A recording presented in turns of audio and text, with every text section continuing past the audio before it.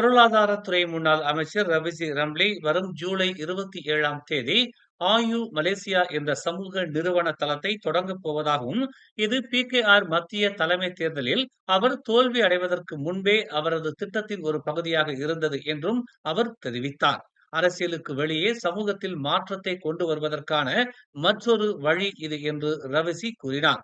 Ayur Malaysia உள்ளூர் சமூகங்கள் பயனுள்ள மற்றும் தன்னிறைவு பெற்ற பொருளாதார நடவடிக்கைகளை மேற்கொள்ள அதிகாரம் அளிப்பதன் மூலம் லாபம் சார்ந்த வணிகங்கள் மற்றும் நன்கொடை சார்ந்த அரசு சாரா நிறுவனங்களில் இருந்து வித்தியாசமாக செயல்படும் என்று அவர் கூறினார். சமூக நிறுவனங்கள் வழக்கமான வணிகங்களைப் போல் அல்லாமல் தொழிலாளர்களுக்கும் சமூகத்திற்கும் தங்கள் லாபத்தை திருப்பி தருகின்றன என்று அவர் ஒரு அறிக்கையில் தெரிவித்துள்ளார்.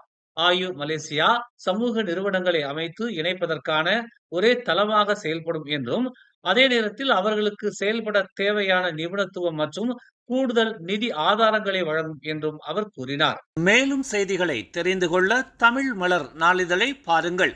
உடனுக்குடன் செய்திகளை தெரிந்து கொள்ள தமிழ் மலர் இணையதளம், தமிழ் மலர் செயலி மற்றும் மலர் டிவி யூடியூப் சேனலை வலம் வாருங்கள்.